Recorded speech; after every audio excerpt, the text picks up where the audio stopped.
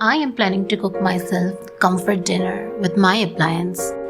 First, let me go through my fridge and see what I can get. I have got some mushrooms here. So I will go with creamy mushroom curry along with steamed rice and coconut jaggery laddu for dessert. I'm preparing my ingredients and now let Upliance do the rest. It's actually really easy to cook with Upliance as it automated the entire process really well. I am adding onions, garlic and coriander leaves, and now Upliance will chop them really fine. Now comes all the major ingredients and the masalas along with the mushrooms.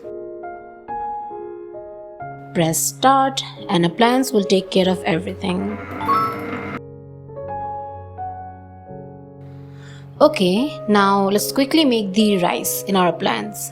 And it's done. The dessert is my favorite. I really love to coat my coconut jaggery laddus with grated coconut. It's so satisfying.